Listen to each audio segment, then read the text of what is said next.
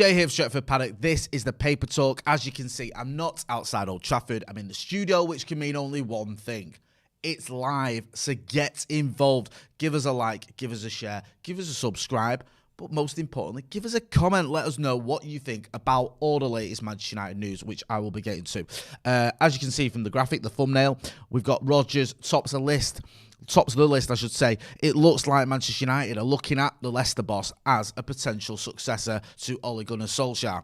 Now, we know that Ole Gunnar Solskjaer has been given a reprieve, a stay of execution, however you want to call it. It doesn't feel like it's too solid, does it? But he is the Manchester United manager and the board have backed him. How long that backing lasts for remains to be seen. But there's a lot of stories about potential successors coming in should results go against Ole Gunnar Solskjaer, or even there's some suggestions that even if results do go okay for him or well for him, he may still be moved on when we've got an easier run in December to allow new managers to come in and take over with an easy run of games rather than having to come in and face the likes of Spurs, City, Chelsea, Arsenal, which is the games we've got coming up.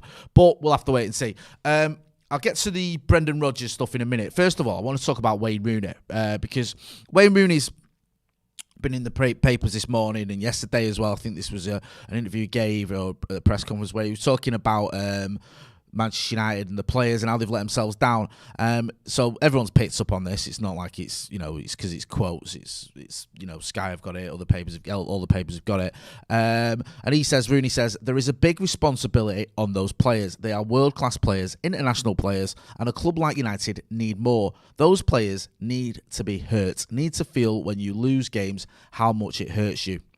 I'm seeing too many players not willing to run back, not willing to defend, and not willing to put everything on the line for that club, and that's not acceptable. He then goes on to say, the players have to question themselves. It's too easy for the managers to take all the stick when those players are being paid a lot of money to do the job, and I don't think they're doing it well enough. Now, whether you agree with all that or not, I think there is some valid points there. I think that, yes, the manager has to take responsibility, and there's no point in denying that. You can't say the manager is absolved of all responsibility, especially after a defeat we've just had, and even the run we've had. But Rooney makes a good point about players taking responsibility and world-class players, because what I've sort of found the narrative all of a sudden is these players aren't any good. Well, they are. We finished second last season for a reason. We've got a good squad. We've got good players. They're just not performing. So it's not a case of we haven't got the quality there. You've just got players who aren't performing at levels you'd expect from Manchester United. Now, you can look at the manager, say it's his job to motivate these players, but that doesn't mean that the players can't be taking some responsibility themselves. And, as Rooney said, it's just not acceptable, especially when you say things like willing to run back. Not willing to run back. I mean, that's bread and butter, isn't it? Not willing to defend. Willing. That's the key word. And I hate that sort of idea that it's about passion and attitude and effort. But sometimes it is. Sometimes it is about picking up your man, going out there, making a tackle, getting stuck in. Those things do matter, especially in a big game like the Liverpool game. We didn't see enough of it. So Rooney, who's coming from a team or coming from a time at Manchester United where you were expected to give your all, I think Sir Alex Ferguson always said that, the minimum he expected was effort. Quality is different. Some players have got it, some players haven't. You can't necessarily perform above your quality level. I know everyone can have a bit of a worldly game or whatever, but if you've got a ceiling in terms of quality, that's one thing. But if you're just not performing in terms of effort, that's something else. I mean, sometimes you can make up for a little bit of lack of quality. When I say lack of quality, I don't mean you're not very good. I mean, you're just not as good as certain other players. But you can make up for that with your effort. Some of our most favourite players, almost cult hero-like, were players that just put a shift in. Players that had skill and ability, but more impressively, or more importantly for them, was they were willing to go that extra mile. You look at Darren Fletcher as a prime example. Darren Fletcher was never the most talented player, but he put in probably more effort than anyone on the pitch. Ji-sung Park's another one.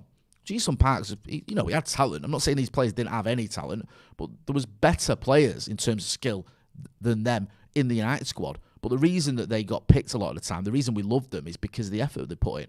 And we're just not seeing that from Manchester United players at the minute. And I hate to say that because I take no pleasure in questioning Manchester United players' attitude. It's something that I don't usually do, but you can't just ignore what you're seeing in front of your eyes. And what I'm seeing in my eyes at times, especially against Liverpool, was just a lack of effort. There just wasn't a willingness to get there quickest, get there before your opponent, pick him up, stop him. There was none of that. It was just, amongst other things, it wasn't just that, but it wasn't good enough. a lot of people talking about Brendan Rodgers in the comments, so I'll get to that. This story, when it comes to Brendan Rodgers, has come from ESPN, I think, have picked it up. And it says, Man United manager latest. Rodgers eyed even as Solskjaer successor. This is a piece in ESPN. It says, Leicester City manager Brendan Rodgers is a potential replacement for Ole Gunnar Solskjaer as Manchester United manager, sources told ESPN, with the club prepared to recruit a new manager from within the Premier League if former Molde and Cardiff City coach is unable to inspire immediate upturn in results. It goes on to say then, Ole Gunnar Solskjaer will take charge of United against Tottenham and almost certainly Atalanta in the Champions League on Tuesday. And then it goes on to say, although he remains in his job, sources told ESPN that United are assessing alternative options in the event of the Norwegian being able to halt a disastrous run of form. The club have suffered 5 defeats in the last nine games in all competition, including just 1 point from their last 12 in the Premier League. Now, in terms of, we know about all of that. We know what United are going through and what's going on there, and now it's not on. Thanks, Antonio, in the comments. Yeah, like the video. Good point. Like the video. You might not like the idea of Brendan Rodgers, but like the video. Give us a like, please. So it goes on to say, we know what's happening with Ole and the fact that things aren't going great and the fact he's under pressure. The question is, who is the right man if someone's going to replace him? Who is it? We've got a debate coming up, I think, on the channel, later on today, when various options are being talked about and looked at. Now, of the names that have been bandied about, the 3 main ones seem to be Antonio Conte, Erik ten Hag, and Zinedine Zidane. I'll get to Zidane in a moment, but there's sort of question marks over all 3 of them, I should say. 2 of them have never managed in the Premier League, so that's a question mark. One of them, you don't know if he wants to come, in Zidane. I'll get to that properly, like I said. And Conte, there's the style issue. Is this Jose Mourinho Mark II? Some people say he's nothing like Mourinho. Others say it is too similar. Others say he actually wasn't even on our radar. He's just more or less pushed this story forward by leaking it to the press that he's willing to come to Manchester United. Of course he's willing to come to Manchester United. Why wouldn't he? That would be the biggest club he's ever managed. So I don't know how solid the interest from United to Conte is. It feels like it's a little bit one way, with Conte wanting to come to United rather than the other way around.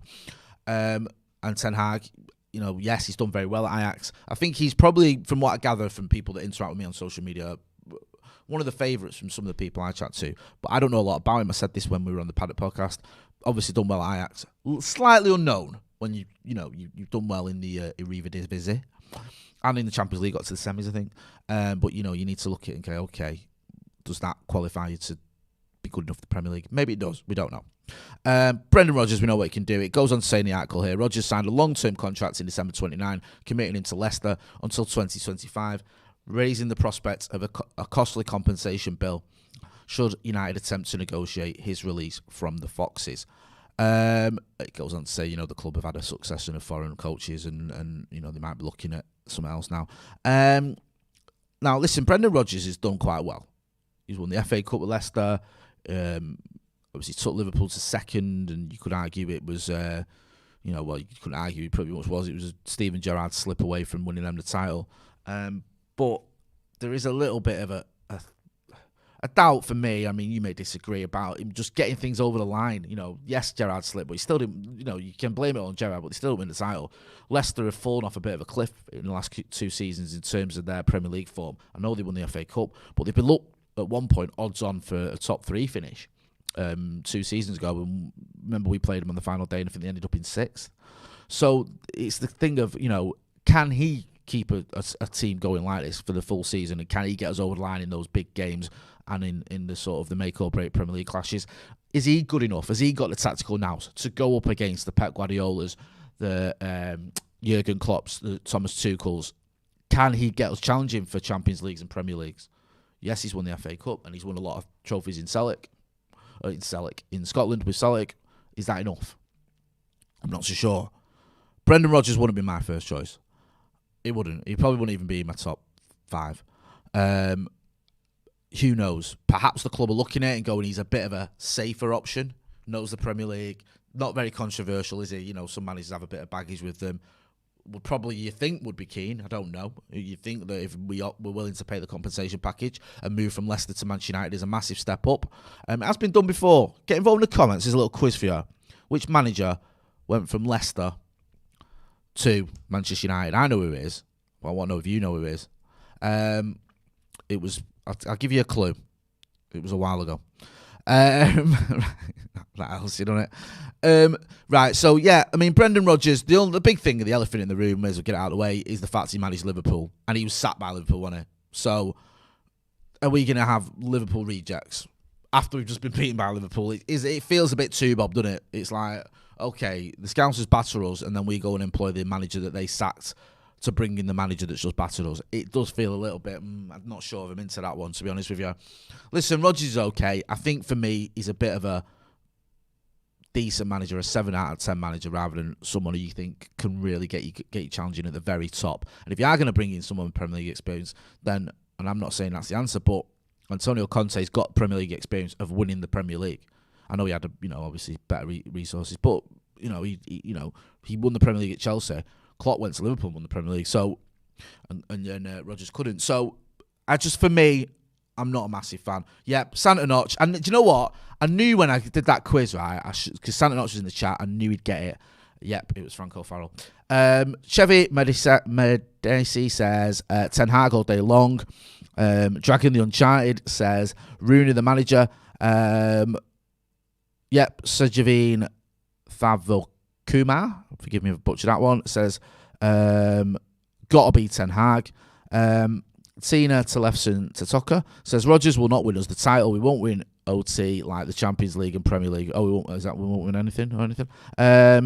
Yeah, some people saying Luis Enrique. Not a bad shout. I do a podcast with Pundit J and Mike's 3 Points in the Gaff podcast. Pundit J has been saying Luis Enrique for quite a while.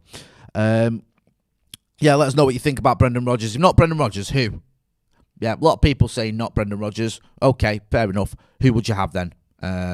Abdullah Noor says, brilliant manager, but he managed Liverpool. Mixed feelings about it. Is that the issue with Brendan Rodgers? Is it the Liverpool thing? Because, for some of us, for me, it's not just the Liverpool thing. It's part of it, but for me, it's just that feeling that he's not quite there in terms of what we want. Everson Pillay says, why not Simeone? Or Simone, I presume that means Simone. Oh, is that right? Simeone? No, it's not how you spell it, is it? It doesn't matter. It's not a spelling test. Thing with Simeone, is I think he'd take a while, and I think the football can be very negative. I think it can. Not all the time, but it can be almost like a war of attrition with Diego Simeone. So, A, he's going to have to leave Atletico. He's been there a very long time. B, you have to give him time. You might have to give him 3 or 4 years to get it right. And we're going to do that. And finally, the football might not be great. Reverie Zen said, lol, no, I'd rather take Klopp. Yeah, I'd take Klopp at United. But someone else is saying simply balling. I think most of us would, but that's not going to happen, is it? Apparently we went for him, didn't we? But Ed Woodward, as he did, balls that one up. We'll move on. Zinedine Zidane. Some people would love to have Zinedine Zidane at Manchester United. It'd be the right glamour appointment, that, wouldn't it? Imagine if it was announced that Zidane. I think everyone would be like, Zidane's here, this is amazing. But I don't think it's going to happen. Well, according to ESPN again, who've been quite hot on these stories, they're saying let's get my words out. It's nice and slow there. Tell you what, wait a minute. There you go. Former Real Madrid manager Zinedine Zidane is not interested in managing Manchester United should the Premier League side move on from Ole Gunnar Solskjaer. Sources have told ESPN. Sources have told ESPN's Mark Ogden that Solskjaer is fighting to save his job as United manager, with some of the squad basically losing faith of him. But then it's basically saying, goes on to talk about Zidane, saying Zidane, 49, left Real Madrid last summer to finish his second stint in charge at the Bernabeu. It's also going to say, what he's won: 3 Champions Leagues, 2 Liga titles, and 2 Club World Cups. He also has 2 Super Cup wins. But it says here, Zidane is a huge favourite to take over as boss of Le Bleu, or France national team, whenever Didier Deschamps steps down, whether that be after the 2022 World Cup or Euro 2024. I don't know if Zidane would want it, just because I don't know if it's... I mean, it's managing Manchester United. It's a massive club, a massive job, one of the biggest in football, if not the biggest, to come in and get success at this club. But does Zidane need that headache? That sounds crazy, but you know what I mean? He's obviously had 2 very successful stints at Madrid, or He's had a successful time at Madrid, I should say. Won all those trophies. His stock's very high. He's got a lot to lose if he comes to United and don't work out, because that would be like, oh, well, he's not a manager that can always do it. He could just do it at Madrid. So I'm not so sure. I don't know if he'd fancy it. And also, has he got a design to come to the Premier League? Who knows? Naresh Mulkunse in Super Chat says, very unlikely to happen, but if Ole retains his job and wins the Premier League this season, would that be the greatest comeback in football history? It'd be up there, wouldn't it? It would be up there. If you can call it, I mean, I also call it a comeback. I think what Busby did in 68 is a comeback in it after 58 to win the European Cup in 68. But in terms of the Premier League era, yep, I think Ole going from losing 5-0 to being on the verge of sacking to win the Premier League would be the greatest comeback in history. I don't know if it's going to happen. I don't know. I'm going to wrap it up there, guys. Listen, we're going to have lots more videos coming up. We've got Howson's Brew later on. Sorry, The Brew later on, but Howson's on it. It's going to be me, him, and I think Abdullah. We're also going to have... We've already got the preview up for the Spurs game. We'll have the Spurs watch along tomorrow. We're also going to have a bit of a debate about who, if anyone, should take over from Ole Gunnar Solskjaer. So make sure you're checking that out. Please give us a subscribe as well. Let's get to 700,000 subscribers by the end of the season. I think we're on 614,000. So with your support, we can get to the 700,000 mark. I've been Jay Marty. This has been The Paper Talk. Thanks for watching.